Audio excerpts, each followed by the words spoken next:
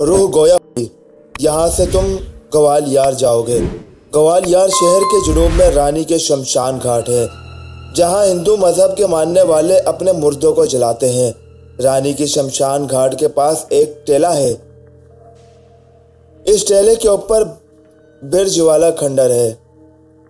اس برج والے کھنڈر کے بارے میں مشہور ہے کہ جو کوئی ایک بار اس کھنڈر میں گیا واپس نہیں آیا۔ لوگ اس برج کو دور سے دیکھتے ہوئے بھی خوف سے تھر تھر کانپتے ہیں۔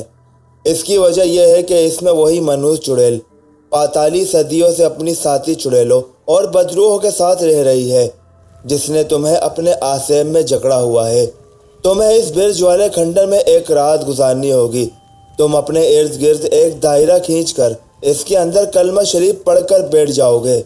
اس کے بعد بڑے طوفان آئیں گے، بڑے بھونچال آئیں گے، لیکن تمہیں اس یقین کے ساتھ وہاں بیٹھے رہنا ہوگا کہ خدا کی نیک طاقتیں تمہارے ساتھ ہیں اور کوئی بدروح، کسی چڑیل کا طلسم تمہارے دائرے کے حدود کے اندر داخل نہیں ہو سکے گا۔ اگر تم نے پوری ثابت قدمی سے رات گزار دی اور جگہ سے بالکل نہ ہلے تو صبح تمہاری ساری بیماریاں، تمہارے سارے عذاب اور تم پر کیے گئے سارے کالے جادو اس طرح ہمیشہ ہمیشہ کے لیے تم سے ڈر کر بھاگ چکے ہوں گے، جس طرح سورج کے نکلنے کے بعد رات کا اندھیرا غائب ہو جاتا ہے۔ میں تمہیں کوئی وظیفہ نہیں بتاؤں گا، میں تمہیں کوئی نقش سلیمانی نہیں دوں گا۔ تمہیں صرف ایمان کی طاقت کے ساتھ اپنی جگہ پر ثابت قدم ہو کر بیٹھے رہنا ہوگا۔ بس یہی تمہارا سب سے بڑا وظیفہ ہوگا، یہی تمہارا نقش سلیمانی ہوگا اور یہی تمہاری سب سے بڑی طاقت ہوگی۔ اللہ تمہارا حامی و مددگار ہو، آمین ثم آمین۔ اور میرے دیکھتے ہی دیکھتے روح کی سفید روشنی سمٹنے لگی اور پھر آہستہ آہستہ غائب ہو گئی۔ یہ نیک روح مجھے میری نجات کا راستہ دکھا کر واپس جا چکی تھی۔ اس کے چلے جانے کے بعد جنگل کی تاریکی کا جو خوف میرے دل پر تھا وہ ختم ہو گیا تھا۔ میں اپنے آپ میں انتہا درجے کا سکون اور اطمینان محسوس کر رہا تھا۔ میرے دل کو پختہ یقین ہو چکا تھا، اپنی طاقت ایمانی کے ساتھ آنے والی گھٹن آزمائش میں ضرور کامیاب ہو جاؤں گا۔ باقی کی رات میں نے بارہ دری میں بسر کی اور صبح کی روشنی ہوتے ہی واپس چل پڑا۔ اجنڈا کے قصبے سے میں نے ایک یکا لے لیا اور اورنگ آباد پہنچ کر شہنشاہ اورنگزیب رحمۃ اللہ کے مزار کے قریب جو مسجد تھی وہاں وضو کر کے 2 شکرانے کے نفل ادا کیے۔ اللہ سے دعا کا طالب ہوا کہ وہ مجھے اس امتحان میں کامیابی کی طاقت و استطاعت عطا فرمائے۔ مزار پر فاتحہ پڑھی اور اورنگ آباد شہر میں آ کر ناشتہ کیا اور ٹرین میں بیٹھ کر حیدرآباد دکن واپس روانہ ہو گیا۔ حیدرآباد اپنے ہوٹل میں آ کر میں نے کامنی نرتکی کی دی ہوئی چاندی کی انگوٹھی کو دیکھا اور مجھے اس باوفا اور اپنے اصول کی پختہ عورت کامنی نرتکی کا خیال آ گیا۔ یہ عورت اگرچہ سر سے پاؤں تک ہندو تھی، مگر وہ ایک خدا کی ماننے والی تھی اور ایک خدا پر یقین رکھتی تھی۔ میرے دل میں اسے بلانے کا خیال آیا تاکہ میں اسے ان تمام حالات سے آگاہ کروں۔ صرف اس کی دی ہوئی انگوٹھی کو اپنے جسم کے ساتھ 3 بار رگڑنا ہی تھا اور وہ ظاہر ہو جاتی۔ اب جبکہ میرا دل بدل چکا تھا، میرے حالات بہتر سے بہتر ہو رہے تھے اور میرے دل میں ایمان کی شمع دوبارہ روشن ہو چکی تھی۔ مجھے یقین تھا وہ ضرور ظاہر ہو جائے گی، لیکن میرا دل نہ مانا اور میں نے انگوٹھی کو اپنے جسم کے ساتھ رگڑنے کا خیال دل سے نکال دیا۔ شام کے وقت ایک گاڑی دلی کی طرف جاتی تھی۔ میں نے وہی گاڑی پکڑی اور دلی روانہ ہو گیا۔ دلی میں فضا کشیدہ تھی، اگرچہ فسادات کی آگ ابھی پوری طرح سے نہیں بھڑکی تھی۔ دلی سے مجھے گوالیار جانا تھا۔ میرے لیے بمبئی میل بہتر ٹرین تھی۔ ایک تو وہ ایکسپریس تھی، دوسرے گوالیار کی طرف سے ہو کر جاتی تھی۔ گوالیار ایک ہندو ریاست تھی اور وہاں اس زمانے میں بھی بڑے مندر تھے۔ دن کے وقت دلی سے روانہ ہوا تھا، رات کو گوالیار پہنچا۔ ایک جدید طرز کے ہوٹل میں کمرہ لے لیا، کھانا کھا کر سو گیا۔ ابھی تک میرے ساتھ پاتالی چڑیل کی طرف سے کوئی ڈراؤنا واقعہ نہیں ہوا تھا۔ اس کا امکان ضرور تھا، لیکن میرے اندر پاتالی چڑیل کے بڑے سے بڑے حربے کا مقابلہ کرنے کی روحانی طاقت پیدا ہو چکی تھی۔ میں نے عزم کر رکھا تھا کہ اگر پاتالی نے مجھ پر حملہ کر دیا تو میں ڈٹ کر مردانہ وار اس کا مقابلہ کروں گا اور اپنے اوپر اس کی بدی کی طاقتوں کو ہرگز غالب نہ آنے دوں گا۔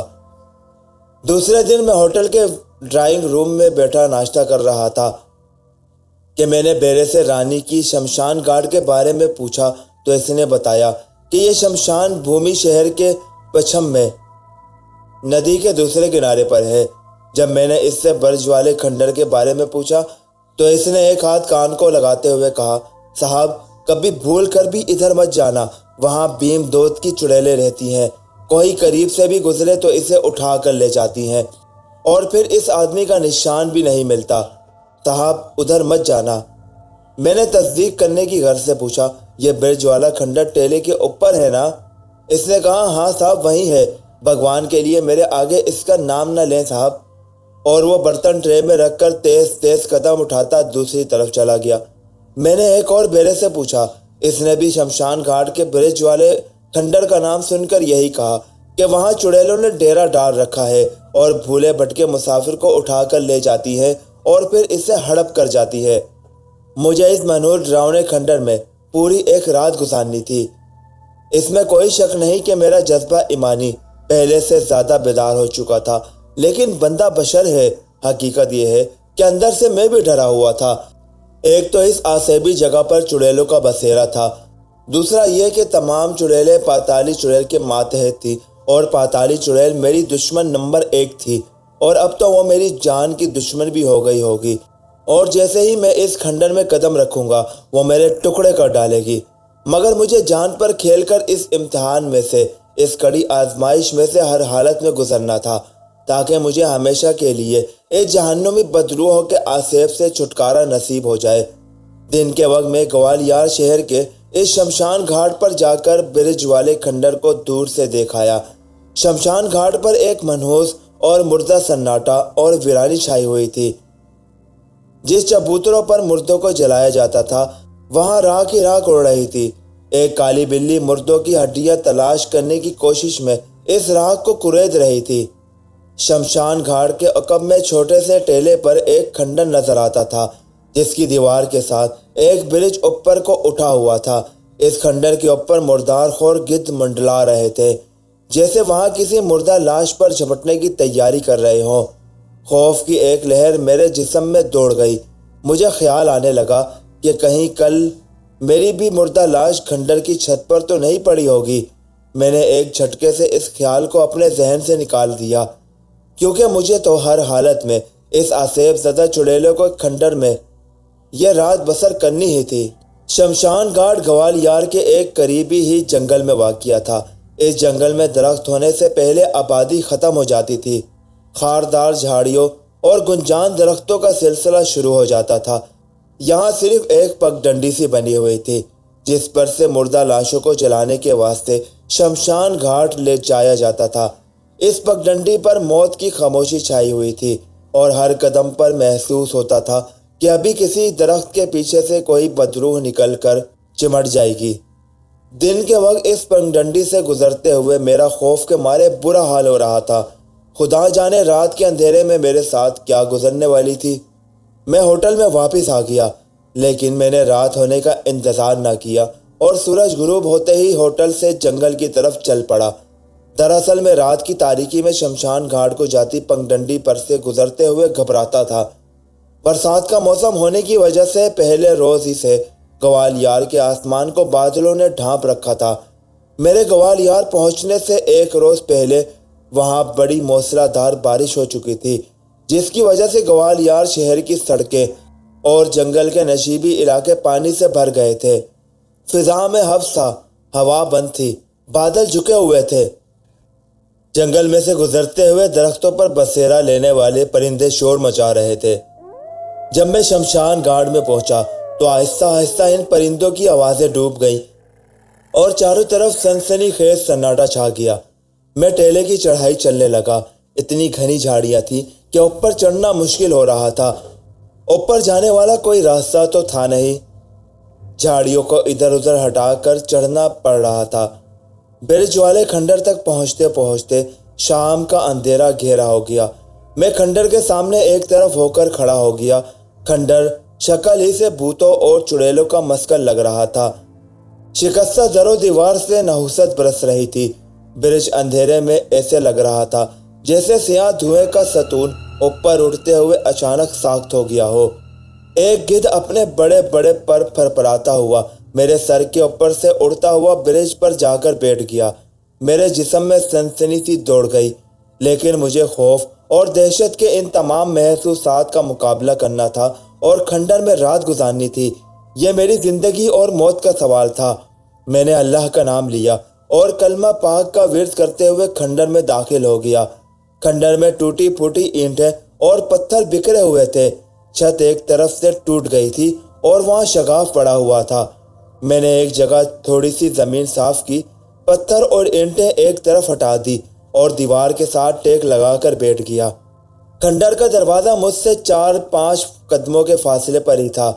دروازہ کوئی نہیں تھا، اس کی جگہ ایک جھکی ہوئی چوکھٹ ہی باقی رہ گئی تھی، جس میں سے پتھر اور نوکیلی سیلیں باہر کو نکلی ہوئی تھی۔ اسے آپ دروازہ نہیں، ایک محراب دار بڑا سا شگاف کہہ سکتے ہیں۔ اس شگاف میں سے جنگل کے درختوں کے خاکے دکھائی دے رہے تھے، جو رات کا اندھیرا چھا جانے کے بعد سائے سے نظر آنے لگے تھے۔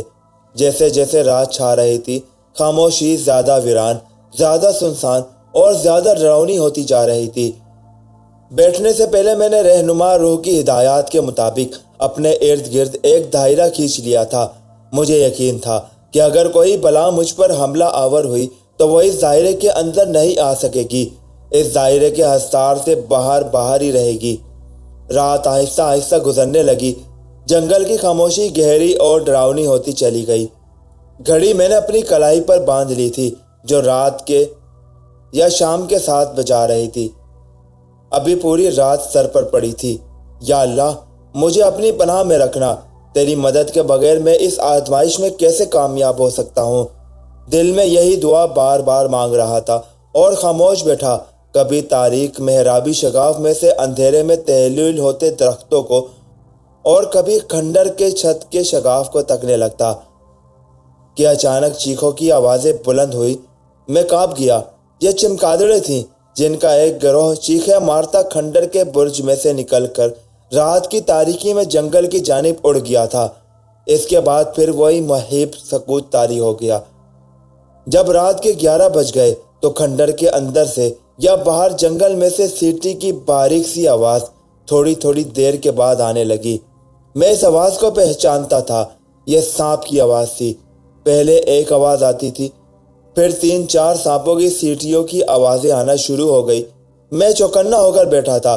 کچھ دیر کے بعد یہ آوازیں آہستہ آہستہ غائب ہو گئیں۔ اس کے بعد الو کی آواز آنے لگی۔ اس منحوس آواز کو بھی میں پہچانتا تھا۔ یہ آواز دن کے وقت سنائی دے جائے تو آدمی کی روح کانپ جاتی ہے، اور یہاں ڈراؤنے جنگل کی اندھیری رات میں مسلسل سنائی دینے لگی تھی۔ میں سمٹ کر دائرے کے اندر دیوار کے بالکل ساتھ لگ کر بیٹھا ہوا تھا۔ کچھ دیر بولنے کے بعد الو خاموش ہو گیا۔ ایک بار پھر بھیانک سناٹے نے جنگل کو اپنی آغوش میں سمیٹ لیا۔ اس طرح رات کے 12 بج گئے۔ جیسے ہی آدھی رات گزری، اچانک سانپوں کی سینٹیوں کی آوازیں آنا شروع ہو گئی۔ ایسا محسوس ہو رہا تھا کہ جیسے جنگل کے سارے سانپ بیدار ہو گئے ہیں۔ اس کے تھوڑی دیر بعد الو بھی مسلسل بولنے لگا۔ جنگل کی طرف سے خون خوار چمگادڑوں کے گروہ آئے اور چیخیں مارتے کھنڈر کے اوپر چکر لگانے لگے۔ مارے دہشت کے میرا جسم ٹھنڈا پڑ گیا، حلق بار بار خشک ہونے لگا، مگر میں ہمت کر کے اپنی جگہ پر بیٹھا رہا۔ 1-2 بار میں نے کانوں میں انگلیاں ٹھوس لی، مگر اس سے کوئی فرق نہ پڑا۔ الو، سانپوں اور چمگادڑوں کی چیخیں اسی طرح میرے کانوں میں گونج رہی تھی اور میرے جسم میں اترتی محسوس ہو رہی تھی۔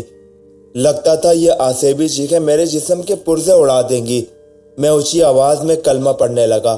اس کا یہ اثر ہوا کہ آہستہ آہستہ چیخوں اور سانپوں کی آوازوں کا شور دھیما پڑنا شروع ہو گیا۔ ایک بار پھر جنگل میں سناٹا چھا گیا۔ کھنڈر کے اندر اور کھنڈر کے باہر تاریکی اتنی گہری ہو گئی کہ کچھ نظر نہ آتا تھا۔ میں دل ہی دل میں کلمہ پڑھ رہا تھا اور پھٹی پھٹی آنکھوں سے کھنڈر کے محرابی شگاف میں سے باہر دیکھنے کی کوشش کر رہا تھا کہ اگر کوئی بلا اندر داخل ہو تو کم از کم مجھے نظر تو آ جائے۔ اس سناٹے میں کسی کے قدموں کی چاپ سنائی دی۔ میں اندھیرے میں ادھر ادھر دیکھنے کی کوشش کرنے لگا، مگر مجھے کچھ نظر نہیں آ رہا تھا۔ چاپ آہستہ آہستہ میرے قریب ہوتی جا رہی تھی۔ پھر ایسی آواز آئی جیسے کوئی آدمی کھڑے کھڑے دھڑام سے نیچے زمین پر گر پڑا ہو۔ ساتھ ہی کسی عورت کی چیخ بلند ہوئی اور پھر یہ چیخ بدتدریج ایک لمبی کراہ میں بدلتی ہوئی تاریکی کے سمندر میں ڈوب گئی۔ میں نے ہوش و حواس کو پوری طرح اپنے قابو میں کر رکھا تھا اور ہر قسم کے خوف اور دہشت کا پوری طرح سے مقابلہ کر رہا تھا۔ اچانک میرے بالکل قریب ہی کوئی چیز چھت سے گری۔ یہ ایک انسانی کھوپڑی تھی۔ یہ الگ بات تھی کہ میرے چاروں طرف اندھیرا چھایا ہوا تھا، مگر اس انسانی کھوپڑی پر سے روشنی پڑ رہی تھی اور وہ مجھے صاف نظر آ رہی تھی۔ کھوپڑی زمین سے 1 فٹ بلند ہو گئی۔ میں نے جو دائرہ اپنے ارد گرد کھینچ رکھا تھا، کھوپڑی نے اس کے کنارے کنارے نصف کوس کی شکل میں ایک چکر لگایا اور پھر دائرے کی لائن سے 1 فٹ پیچھے ہو کر فضا میں معلق ہو گئی۔ اس کا منہ میری طرف تھا۔ اس کی آنکھوں کی جگہ 2 سیاہ انگارے تھے۔ ان میں بجلیاں سی چمک رہی تھی۔ کھوپڑی کے ناک اور منہ کے شگافوں میں سے دھواں نکلنا شروع ہو گیا۔ پھر ایک عورت کے رونے اور بین کرنے کی ڈراؤنی آوازیں آنے لگی۔ میں اپنے آپ کو کنٹرول کر کے اپنی جگہ پر جم کر بیٹھا کھوپڑی کو تکتا رہا۔ میں جانتا تھا کہ یہ بدی کی طاقتیں ہیں جو مجھے نیکی کے راستے پر جاتے ہوئے دیکھ کر مجھ پر حملہ آور ہو رہی ہیں۔ کھوپڑی زمین سے اچھل کر چھت کے ساتھ جا کر لگ جاتی اور پھر نیچے آ جاتی۔ وہ بار بار اس دائرے کے حصار کو پار کر کے مجھ تک آنے کی کوشش کرتی، لیکن جیسے ہی وہ دائرے کی لکیر پر آتی، اسے ایک جھٹکا لگتا اور وہ اچھل کر پیچھے کو ہو جاتی۔ کچھ دیر بعد کھوپڑی کے منہ سے ڈراؤنی آوازیں نکلنے لگی۔ یہ آوازیں آہستہ آہستہ چیخوں کی شکل اختیار کر گئی۔ کھنڈر کی کوٹری کی فضا کھوپڑی کی آسیبی چیخوں سے گونجنے لگی۔ میں نے دونوں ہاتھوں سے اپنے کان بند کر لیے، مگر یہ آوازیں پھر بھی سنائی دے رہی تھی۔ آخرکار کھوپڑی اپنی چیخوں سمیت زمین پر بار بار اپنا سر پٹکتی کھنڈر کے شگاف سے نکل کر جنگل کے اندھیرے میں غائب ہو گئی۔ اس کے بعد پھر وہی سناٹا چھا گیا۔ 10-15 سیکنڈ ہی گزرے ہوں گے کہ اس سناٹے میں ایک پھنکار گونج اٹھی۔ یہ پھنکار اتنی ہیبت ناک تھی کہ میں اپنی جگہ پر ہل گیا۔ دوسری پھنکار کے ساتھ چھت سے ایک بہت بڑا سانپ فرش پر گر پڑا۔ یہ سانپ ایسا تھا کہ جس کے 2 منہ تھے۔ دیکھتے ہی دیکھتے سانپ نے دونوں پھن پھیلا دیے۔ اس کے دونوں منہ ایک 2 شاخہ سرخ زبان نکال کر میری طرف بڑھ رہے تھے۔ اس کے دونوں پھن بار بار پھنکارا مار رہے تھے۔ وہ بار بار میری طرف لپکتے مگر دائرے کی لکیر کے پاس آ کر تڑپ کر پیچھے ہٹ جاتے۔ صرف سانپ روشنی میں تھا۔ اس کے سوا کوٹری میں ہر طرف سیاہ کالا اندھیرا ہی اندھیرا تھا۔ سانپ بہت بڑی جلیبی کی طرح پھنکارتا ہوا فرش پر چاروں طرف چکر لگا رہا تھا۔ وہ مجھے ڈسنے کو بےتاب ہو رہا تھا، مگر جو دائرہ میں نے اپنے گرد کھینچ رکھا تھا وہ اس کے اندر داخل نہیں ہو سکتا تھا۔ وہ بے شتاب کھاتا ہوا آخر تھک ہار کر دروازے کے شگاف میں سے اندھیرے میں غائب ہو گیا۔ اگرچہ میرے دائرے نے مجھے بچایا ہوا تھا، اس کے باوجود خوف کے مارے میرا خون خشک ہو رہا تھا۔ اچانک عورتوں کے رونے اور ہچکیاں لینے کی آوازیں سنائی دیں۔ وہ آوازیں دروازے کے شگاف کی طرف سے آ رہی تھی۔ میں نے شگاف کی طرف دیکھا۔ شگاف میں 4 سیاہ پوش نمودار ہوئے جنہوں نے ایک جنازہ اٹھا رکھا تھا۔ جنازے کے پیچھے 4 سیاہ پوش عورتیں سر جھکائے ہاتھوں میں موم بتی تھامے روتی بین کرتی چلی آ رہی تھی۔ سیاہ پوشوں نے جنازہ میرے دائرے کی لکیر سے 2 فٹ پیچھے رکھ دیا اور خود ایک طرف ہو کر سروں کو جھکا کر کھڑی ہو گئی اور چاروں سیاہ پوش عورتیں جنازے کے پاس آ کر بیٹھ گئی۔ وہ بدن پر لرزہ طاری کر دینے والی آوازوں میں دیر تک بین کرتی رہیں۔ پھر ان میں سے ایک عورت نے مردے کے اوپر ڈلی ہوئی چادر ہٹا کر پرے پھینک دی۔ مردہ کفن میں لپٹا ہوا تھا۔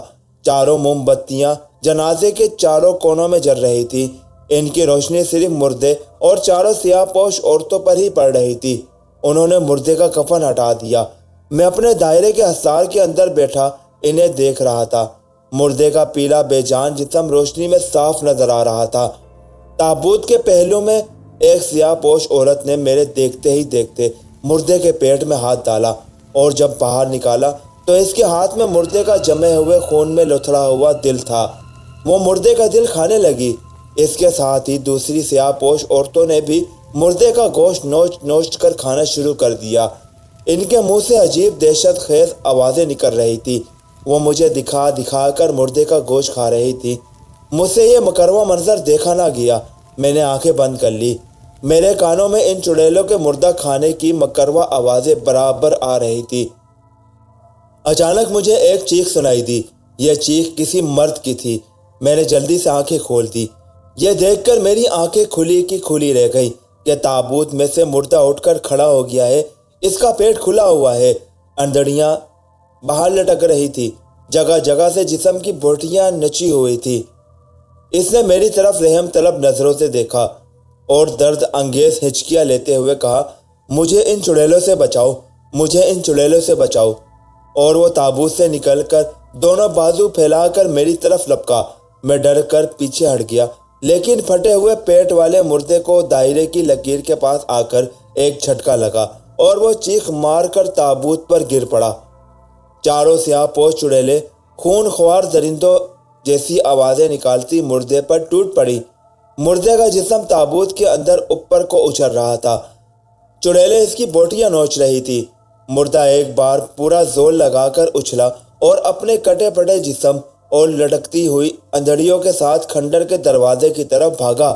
چاروں سیاہ پوش چڑیلیں چیختی چلاتی اس کے پیچھے دوڑی اور پھر یہ شیطانی ٹولہ بھی دروازے کے شگاف میں سے نکل کر جنگل کی تاریکی میں غائب ہو گیا۔ ان کے غائب ہوتے ہی سامنے پڑا مردے کا تابوت بھی غائب ہو گیا۔ میں نے کڑھائی پر بندھی ہوئی گھڑی پر وقت دیکھا۔ رات کے 2 بجنے والے تھے۔ ابھی کافی رات باقی تھی۔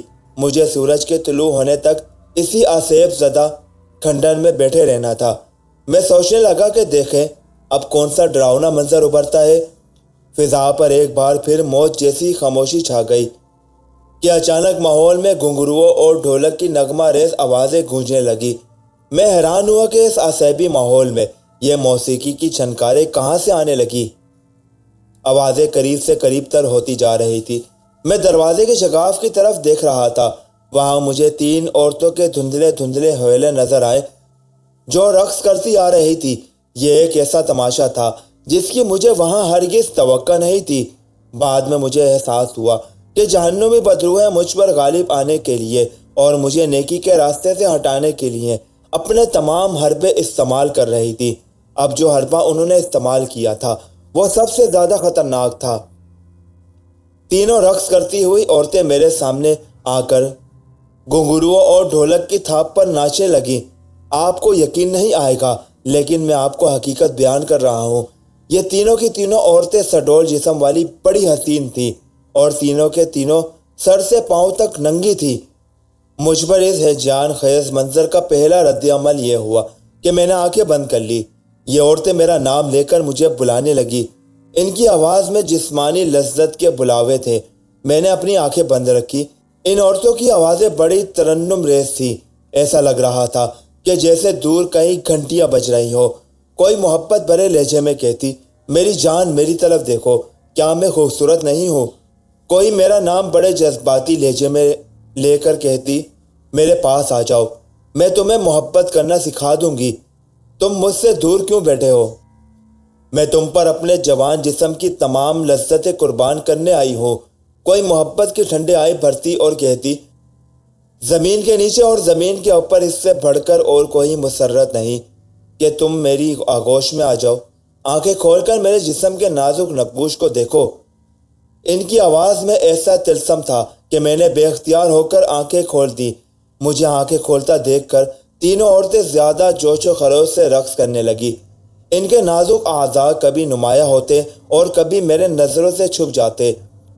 وہ میرے دائرے کی لکیر کے قریب آ کر مجھے اپنے ہیجان خیز رقص سے اپنی طرف بلاتی۔ ایک لمحے کے لیے مجھ پر شیطان غالب آ گیا۔ میرے اندر ایک آندھی سی چلنے لگی۔ میں اپنی جگہ سے اٹھ کھڑا ہوا۔ مجھے کھڑا ہوتا دیکھ کر تینوں عورتوں کے رقص نے طوفانی شکل اختیار کر لی۔ ڈھولک کی لیت تیز ہو گئی۔ گھنگرو زور زور سے چیخنے لگے۔ وہ میری طرف ہاتھ بڑھا بڑھا کر کہتی، ہم تمہاری ہیں، تم ہم سے دور کیوں ہو؟ ہمارا ہاتھ تھام کر ہمارے پاس آ جاؤ، ہم تمہیں کام دیوتا کی انتہائی لذتوں سے ہمکنار کرنے کو بے تاب ہیں۔ میرے کان میں کام دیوتا کا نام پڑا تو میرے اندر جو جذبات کی آندھی چل رہی تھی وہ ایک دم سے رک گئی۔ میں اپنے ہوش و حواس میں واپس آ گیا۔ میں جلدی سے بیٹھ گیا۔ میں سمجھ گیا کہ یہ سب جہنم کی بدروہیں ہیں جو میرے ارد گرد کھینچے ہوئے دائرے کے اندر آنے سے ناکام ہو کر اب مجھے اس دائرے سے باہر لانے کی کوشش کر رہی ہیں۔ یہ خیال میرے دل میں قدرت کی طرف سے آیا تھا، اس لیے کہ میں سچے دل سے گناہوں کی توبہ کر چکا تھا۔ میں بیٹھا تو رقص کرتی عورتوں میں ایک بے چینی، ایک ہلچل سی مچ گئی۔ ان کے گناہ آلود رقص میں حیوانیت آ گئی۔ وہ چڑیلوں کی طرح حلق سے ڈراؤنی آوازیں نکالنے لگی۔ میں ایمان کی قوت کے ساتھ اپنی جگہ پر جم کر بیٹھ چکا تھا۔ اب یہ شیطانی طاقتیں مجھے میری جگہ سے نہیں ہلا سکتی تھیں۔ تینوں عورتیں دیوانہ وار گردش کرنے لگی۔ وہ زور زور سے زمین پر پیر مار رہی تھی۔ ان کے گھنگرو ٹوٹ کر بکھر گئے۔ ان کے سیاہ بال ہوا میں اڑنے لگے اور پھر ان سیاہ بالوں نے سیاہ سانپوں کی شکلیں اختیار کر لی اور ان عورتوں کے حلق سے سانپ کی پھنکاریں بلند ہونے لگی۔ ان کے جسم سیاہ پڑنا شروع ہو گئے اور ان کے جسموں سے دھواں نکلنے لگا۔ ان کی چیخیں فلک شگاف ہو گئی اور وہ چیختی چلاتی جنگل کی تاریکی میں غائب ہو گئی۔ میں نے خدا کا شکر ادا کیا۔ میرا خیال تھا کہ اب ان بدروحوں کا جہنمی کھیل ختم ہو گیا ہوگا، لیکن ابھی میری آزمائش کی گھٹن گھڑی آنے والی تھی۔ اتنے میں کیا دیکھتا ہوں کہ کھنڈر کی تاریک دیوار شک ہو گئی اور اس میں سے ایک غضبناک شکل نمودار ہوئی۔ یہ ایک ایسا سیاہ فام شیطان تھا جس کے گلے میں سانپ لٹک رہے تھے۔ ایسا معلوم ہوتا تھا جیسے کوئی خون خوار عفریت اپنے تاریک غار سے نکل آیا ہے۔ اس کے ہاتھ میں سیاہ کمان تھی جس پر تیز نوک والا تیر چڑھا ہوا تھا۔ اس کے ترکش میں جیسے سینکڑوں خونی تیر تھے جن کی چھریوں جیسی نوکیں چمک رہی تھی۔ اس کی آواز میں بجلی کی کڑک اور بادلوں کی گرج تھی۔ وہ آتے ہی اپنی لڑکتی ہوئی زبان اور شب و تاریخ سے بھی زیادہ سیاہ فام ڈراؤنے چہرے کے ساتھ مجھ پر جھک گیا۔ اس کے پاؤں دائرے کی لکیر سے باہر تھے، لیکن اس کا جسم جھکے ہوئے درخت کی طرح مجھ پر خم کھا کر جھکا ہوا تھا۔ اس کی حلق سے ایسی آوازیں نکل رہی تھی جیسے آتش فشاں پہاڑ کی گہرائیوں میں دہکتا ہوا لاوا کھول رہا ہو، سسک رہا ہو۔ میں سمٹ گیا، سہم گیا، مگر میں ثابت قدمی سے اپنی جگہ پر بیٹھا رہا۔ جہنمی عفریت ایک دم پیچھے ہٹ گیا۔ اس نے بازو پھیلا کر مجھے پکڑنے کی کوشش کی۔ وہ مجھے پکڑ کر دائرے کے حصار سے باہر کھینچنا چاہتا تھا۔ میں چٹان کی طرح جم کر بیٹھا رہا۔ جہنمی شیطان کا بازو ایک جھٹکے سے پیچھے ہٹ گیا، جیسے اسے بجلی کا جھٹکا لگا ہو۔ اس نے کمان اٹھا لی۔ کمان پر تیر چڑھا ہوا تھا۔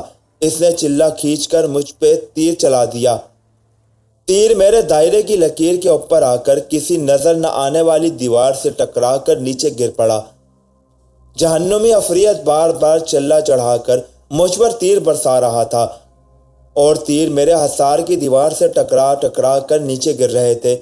اس کے ترکش کے سارے تیر ختم ہو گئے۔ بجلی سے چمکی، بھیانک کڑک کے ساتھ بادل اس طرح گرجے جیسے آسمان پھٹ گیا ہو، اور یہ جہنمی عفریت اپنی قیامت خیز چیخیں بلند کرتا جدھر سے آیا تھا اس طرف غائب ہو گیا۔ اس کے دفع ہونے کے بعد میں نے خدا کا شکر ادا کیا جس نے مجھے اتنی توفیق عطا کی تھی کہ میں اپنی جگہ پر ثابت قدمی سے بیٹھا رہا۔ پھر وہی آسیبی سناٹا چھا گیا۔ ابھی جنگل میں رات کا اندھیرا بس ستور پھیلا ہوا تھا۔ ابھی صبح کی روشنی نمودار نہیں ہوئی تھی۔ ابھی میری آزمائش کا وقت ختم نہیں ہوا تھا۔ ابھی وہ بلا نمودار ہونے والی تھی جو میری ساری مصیبتوں، میری تمام تباہیوں اور میری زندگی کے تمام عذابوں کی اصل بنیاد تھی، یعنی پاتالی چڑیل۔ میں نے اسے پہلی نظر میں پہچان لیا۔ اس سے ڈرنے کی بجائے میں اپنی جگہ پر چوکنا ہو کر بیٹھ گیا۔ میں جانتا تھا کہ وہ مجھے میرے دائرے کے حصار کے اندر ہی تباہ کرنے کا کوئی خوفناک حربہ استعمال کرے گی۔ اس کا چہرہ پہلے سے زیادہ دہشت ناک ہو گیا تھا۔ آنکھوں سے انگاروں کی آگ کچھ زیادہ ہی دہک رہی تھی۔ جسم کے بال کانٹوں کی طرح کھڑے تھے اور سر میں سے دھواں زہریلے سانپوں کی طرح لہرا کر اٹھ رہا تھا۔ اس کے ایک ہاتھ میں ترشول تھا اور دوسرے ہاتھ میں تیز دھار والا فولادی چکر تھا۔ اس چکر کو گھما کر دشمن پر پھینکتے ہیں۔ چکر گھومتا ہے، اڑتا ہوا جاتا ہے اور دشمن کی گردن اڑا دیتا ہے۔ وہ اپنے نوکیلے دانت کھولے دور کھڑی مجھے کھا جانے والی نظروں سے دیکھنے لگی۔ اس کے پیچھے عورتوں کی چیخوں کی آوازیں گونج رہی تھیں۔ مجھے اس کی گرجتی ہوئی کھوکھلی گونج والی آواز آئی، تم سمجھتے ہو کہ میرے قبضے سے نکل جاؤ گے؟ مورخ، یہ تمہاری بھول ہے۔ میں تمہیں ہمیشہ کے لیے موت کی نیند سلانے آ گئی ہوں۔ میں نے کوئی جواب نہ دیا۔ اس کی آنکھوں میں آنکھیں ڈال کر اسے گھورتا رہا اور اس بات کا منتظر رہا کہ دیکھو وہ کیا کرتی ہے، کس انداز سے مجھ پر حملہ آور ہوتی ہے۔ پاتالی چڑیل نے خونی چکر کو ترشول میں ڈال کر اتنی زور سے گھمایا کہ اس کی گنجار سے ایسا لگا جیسے کوئی طوفانی بگولا کھنڈر میں داخل ہو گیا ہو۔ پھر اس نے ایک جھٹکے سے ترشول ہوا میں چھوڑ دیا۔ میں نے سہم کر گردن نیچے کر لی اور دونوں ہاتھوں سے اپنے سر کو ڈھانپ لیا۔ خونی چکر زبردست گونج کے ساتھ چکراتا ہوا میرے سر کے اوپر سے گزر گیا۔ اس کی شوکر سے میرے کانوں کے پردے پھٹتے محسوس ہوئے۔ خونی چکر ساری کوٹری میں گردش کر رہا تھا، کبھی نیچے ہو جاتا، کبھی اوپر کو اٹھ جاتا۔ ہر بار وہ تیزی سے میری طرف آتا اور ایک غوطہ کھا کر میرے سر اور میری گردن کے ساتھ ٹکرانے کی بجائے ایسے اوپر کو ہو جاتا جیسے کسی نے ایسے نیچے سے اوپر اچھال دیا ہو۔ پاتالی چڑیل اچھل اچھل کر خونی چکر کو حکم دے رہی تھی۔ وہ اپنی زبان میں حکم دے رہی تھی جسے میں سمجھتا تھا، یہ ملیچ ہے، اس کے ٹکڑے کر دو، یہ ہمارے دھرم کا دشمن ہے، اس کی گردن اڑا دو۔ میری زبان پر کلمہ طیبہ کا ورد جاری تھا اور اسی کی برکت تھی کہ پاتالی چڑیل کا خونی چکر میرے جسم کو چھونے کی بھی جرات نہیں کر سکتا تھا۔ آخر خونی چکر گردش کرتے کرتے ایک طرف کو بار بار جھکنے لگا اور پھر اس کو آگ لگ گئی اور وہ دروازے کے شگاف میں گرتے ہی غائب ہو گیا۔ اپنے ہلاکت خیز ہتھیار کو ناکام ہوتے دیکھ کر پاتالی چڑیل کا غیظ و غضب طوفان کی شکل اختیار کر گیا۔ وہ ایک آفت کی طرح چھلانگ لگا کر میرے سامنے آ گئی۔ اس کی انگارہ جیسی آنکھوں سے چنگاریاں پھوٹ رہی تھی۔ وہ زخمی لومڑی کی طرح غرا رہی تھی۔ اس کے نوکیلے دانت ہونٹوں سے باہر نکل آئے تھے۔ ترشول کو تلوار کی طرح لہراتی، کبھی اس طرف جاتی، کبھی دوسری طرف کو دوڑتی۔ آخر اس نے بالکل میرے سامنے آ کر پوری طاقت سے 3 چھریوں والا ترشول مجھ پر پھینک دیا۔ میں جلدی سے ایک طرف ہٹ گیا۔ مجھے یقین تھا کہ یہ ترشول ضرور میرا کام تمام کر دے گا، لیکن میں نے دیکھا کہ ترشول میرے جسم سے لگنے سے پہلے میرے کھینچے ہوئے دائرے کی نظر نہ آنے والی دیوار سے ٹکرا کر دائرے کے باہر ہی گر گیا۔ پاتالی چڑیل آگ بگولا ہو گئی۔ اس کے جسم سے دھوئیں کے بادل اٹھنے لگے۔ اس کے بالوں سے بھرے ہوئے سیاہ ہاتھوں کی انگلیوں کے ناخن تیز چھریوں کی طرح باہر نکل آئے تھے۔ اس کا بس نہیں چلتا تھا، وہ مجھے چیڑ پھاڑ کر رکھ دینا چاہتی تھی۔ میں نے اسے مخاطب کر کے کہا، او منحوس چڑیل، میں تیرے پنجے سے باہر نکل آیا ہوں، اب تو میرا کچھ نہیں بگاڑ سکتی، یہاں سے دفع ہو جا۔ میں نے بلند آواز میں کلمہ شریف پڑھا تو پاتالی چڑیل کے سارے جسم کو جیسے آگ سی لگ گئی۔ پہلے اس کے بدن سے دھواں اٹھتا تھا، اب سرخ آگ کے شعلے بلند ہونے لگے۔ وہ زمین پر گر کر تڑپنے لوٹنے اور دیوانہ وار ہاتھ پاؤں چلا کر اپنے جسم کی آگ کو بجھانے کی ناکام کوشش کرنے لگی اور اسی طرح تیکھتی چلاتی ہاتھ پاؤں مارتی جسم پر لڑکتی ہوئی کھنڈر کے شگاف میں سے باہر نکل کر ڈھلکتی ہوئی رات کی تاریکی میں گم ہو گئی۔ میں نے ایک بار پھر خدا کا شکر ادا کیا۔ گھڑی پر نگاہ ڈالی، ابھی رات کے 4 نہیں بجے تھے۔ 4 بجے صبح کی لوح لگ جاتی ہے۔ مجھے ابھی دائرے کے اندر ہی بیٹھے رہنا تھا جب تک کہ صبح نہیں ہو جاتی۔ کھنڈر میں پھر وہی آسیب زدہ خاموشی چھا گئی۔ میری نگاہیں دروازے کے شگاف پر لگی تھی کہ کب باہر پچھلے پہر کی نیلگو روشنی نمودار ہوتی ہے۔ اب اس کے بعد کوئی ڈراؤنا واقعہ پیش نہ آیا۔ مجھے یقین ہونے لگا کہ میری آزمائشیں ختم ہو گئی ہیں۔ کلمہ پاک کا ورد میری زبان پر جاری تھا۔ میں ہر سانس پر خدا کا شکر ادا کر رہا تھا کہ اس نے مجھے اس کٹھن آزمائش میں ثابت قدم رہنے کی توفیق عطا کی۔ اتنے میں کوٹری کے دروازے کے شگاف میں بے معلوم دھیمی دھیمی روشنی نمودار ہونے لگی۔ میرے جسم میں مسرت کی ایک لہر سی دوڑ گئی۔ پھر جنگل میں دور کسی درخت پر بیٹھا ہوا پرندہ چہچہایا۔ اس کے جواب میں کسی دوسرے درخت پر بیٹھا ہوا ایک اور پرندہ بولنے لگا۔ دیکھتے ہی دیکھتے جنگل میں چڑیوں اور پرندوں کے چہچہانے کی آوازیں آنا شروع ہو گئی، مگر میں دائرے کے اندر ہی بیٹھا رہا۔ اس وقت تک اپنی جگہ پر بیٹھے رہنا چاہتا تھا جب تک کہ باہر دن کی روشنی پوری طرح سے نہیں پھیل جاتی۔ آسمان ابر آلود تھا۔ سورج بادلوں کے پیچھے طلوع ہوا تو اس کی روشنی بادلوں میں سے گزر کر کھنڈر کے دروازے سے اندر آنے لگی۔ مجھے اس روشنی میں دروازے کی شکستہ محراب نظر آ رہی تھی۔ جنگل چڑیلوں کی گنجار سے گونج رہا تھا۔ دن کی روشنی ہوتے ہی ساری فضا بدل گئی۔ جب پوری طرح سے دن نکل آیا تو میں بسم اللہ پڑھ کر اٹھا اور دھڑکتے ہوئے دل کے ساتھ دائرے میں سے باہر قدم رکھ دیا۔ مجھے کچھ نہیں ہوا، کسی بدروح نے مجھ پر حملہ نہ کیا۔ میں کھنڈر سے نکل کر باہر آ گیا۔ میں نے درختوں کی شاخوں میں سے اوپر آسمان کی طرف دیکھا۔ آسمان پر بادل اسی طرح چھائے ہوئے تھے۔ رات کو بارش نہیں ہوئی تھی۔ اب میرا اس منحوس کھنڈر میں کوئی کام نہیں تھا۔ میں نے اپنے اوپر لگائی گئی شرط پوری کر دی تھی۔ میں اپنے اندر ایک نئی توانائی اور طاقت محسوس کر رہا تھا۔ یہ کفر کے بت خانے سے نکل کر ایمان کی روشنی میں آ جانے کی طاقت تھی۔ مجھے یوں محسوس ہو رہا تھا کہ اب اگر جنگل میں شیر بھی آ گیا تو میرا کچھ نہیں بگاڑ سکے گا۔ جنگل میں سے شہر کی طرف جاتی جس پگڈنڈی پر سے رات کو گزرتے وقت مجھ پر موت کا خوف طاری تھا، اب میں اس پر بے خوفی سے چل رہا تھا۔ میں گوالیار اپنے ہوٹل میں آ گیا، غسل کیا، وضو کیا اور کمرے میں ہی خدا کے حضور سجدہ ریز ہو شکرانے کے نوافل ادا کیے ہیں۔ دلی کی طرف جانے والی گاڑی کا پتہ کیا۔ بمبئی سے دلی جانے والی گاڑی دوپہر کو گوالیار پہنچ رہی تھی۔ میں ہوٹل کے کمرے میں ہی بیٹھا رہا، کمرے میں ہی دوپہر کا کھانا منگوا کر کھایا اور گاڑی کے صحیح ٹائم پر ریلوے اسٹیشن پہنچ گیا۔ ٹرین آئی تو میں اس میں سوار ہو گیا۔ سارے سفر میں یہی خیال کرتا رہا کہ پاتالی چڑیل کہیں دوبارہ حملہ نہ کر دے، لیکن ایسا نہ ہوا اور میں دلی پہنچ گیا۔ یہ اگست 1947 کی آخری تاریخیں تھی۔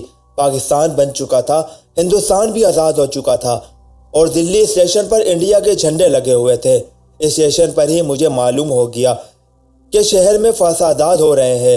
اسٹیشن پر بھی ایک عجیب ویرانی سی چھائی ہوئی تھی۔ ہندو اور سکھ پھر رہے تھے، مسلمان تو اپنے لباس اور شکل و صورت سے ہی پہچانے جاتے ہیں۔ وہاں مجھے کوئی مسلمان نظر نہیں آ رہا تھا۔ پاکستان سے ہندو سکھ شرناتھیوں کی ایک ٹرین آ کر تھوڑی دیر پہلے دوسرے پلیٹ فارم پر رکی تھی، جس میں سے ہندو سکھ اتر رہے تھے۔ ادھر سے ہندو زندہ باد اور ست سری اکال کے نعروں کی آواز کبھی کبھی بلند ہوتی تھی۔ اسٹیشن کی فضا میں بھی کشیدگی پائی جاتی تھی۔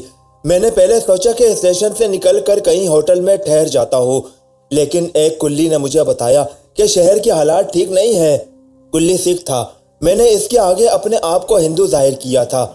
کہنے لگا اسٹیشن کے آس پاس کہیں سڑکوں پر کرفیو لگا ہوا ہے، دونوں فرقے کے لوگ ایک دوسرے کو قتل کر رہے ہیں، تم ابھی شہر نہ ہی جاؤ تو اچھا ہے مہاراج۔ شہر میں جانا خطرناک تھا۔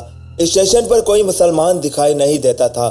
پاکستان سے جو ہندو سکھ شرناتھی آئے تھے وہ مسلمانوں کے بارے میں من گھڑت اور اشتعال انگیز افواہیں پھیلا رہے تھے اور فضا کو اور زیادہ زہر آلود کر رہے تھے۔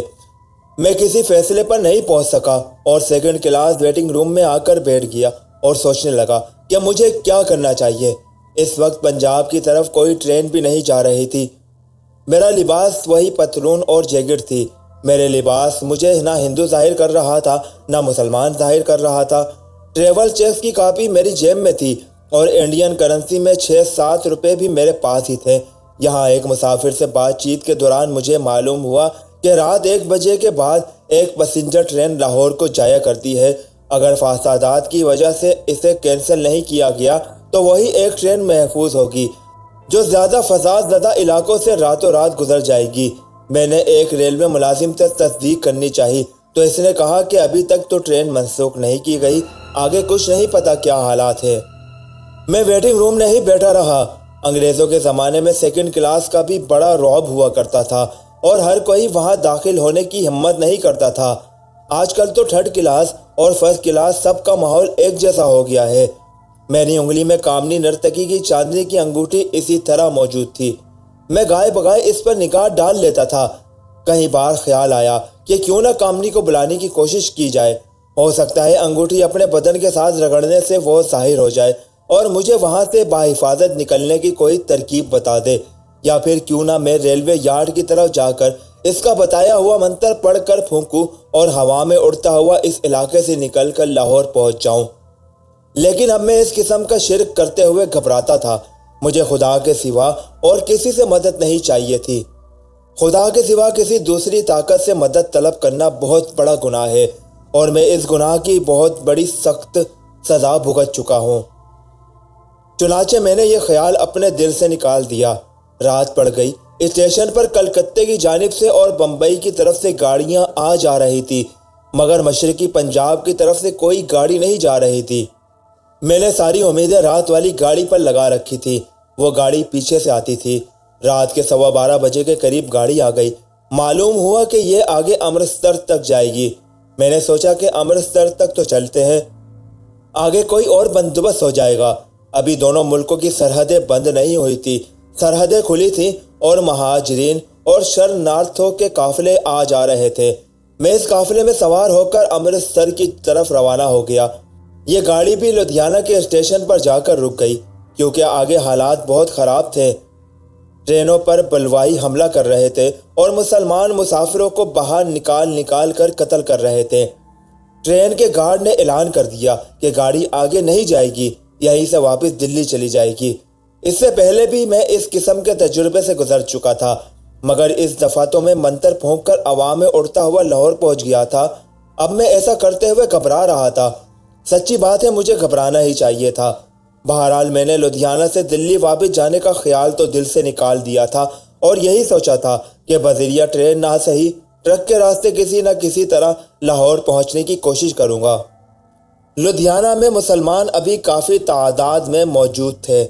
مجھے یاد آنے لگا کہ لدھیانہ میں ہمارے ایک رشتہ دار فرنیچر کا کاروبار کیا کرتے تھے۔ ان کی فیملی کبھی کبھی لاہور آ کر ہمارے پاس ٹھہرا کرتی تھی۔ انہیں سب خواجہ صاحب ہی کہا کرتے تھے۔ میں لدھیانہ ان کے ہاں کبھی نہیں آیا تھا۔ خیال آیا کہ ان کے ہاں چلا جائے، ہو سکتا ہے وہ بھی پاکستان جا رہے ہوں، میں بھی ان کے ساتھ شامل ہو جاؤں گا۔ لیکن مجھے ان کا گھر اور محلہ معلوم نہیں تھا۔ کسی فرنیچر والے سے ان کا مکان معلوم کیا جا سکتا تھا۔ اس وقت دن کے 10-11 کا وقت تھا۔ خوب گرمی پڑ رہی تھی۔ پنجاب میں یہ برسات کا سیزن ہوتا ہے۔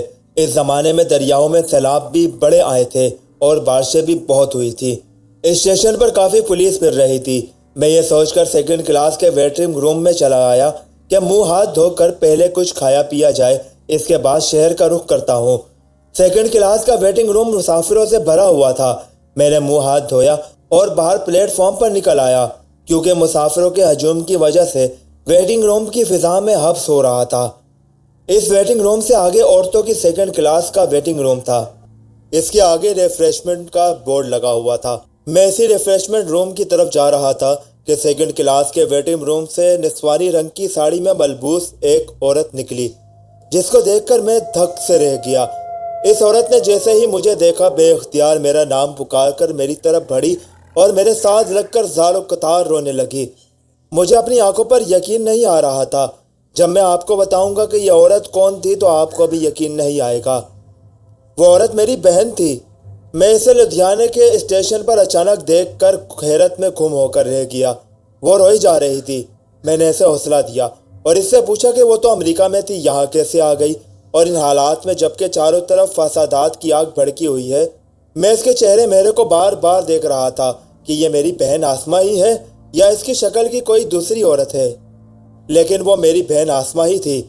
اس کی خاطر میں نے کیسی مصیبتیں نہیں اٹھائی تھی، کیسے خوفناک حالات میں سے گزرا تھا۔ وہ میری بہن تھی، میری سب سے پکلوتی بہن آسمہ۔ وہ کوئی اس کی ہمشکل نہیں تھی، وہ آسمہ ہی تھی۔ ساڑی کے پلو سے اپنے آنسو خشک کرتے ہوئے بولی، کسی جگہ بیٹھ جاؤں، میں تمہیں سارے حالات سناتی ہوں۔ یہ تھا اس کہانی دہشت زدہ کا لاسٹ پارٹ کا پہلا حصہ۔ دوسرا اور آخری حصہ کل اپلوڈ کر دیا جائے گا۔ اللہ حافظ۔ پاکستان زندہ باد۔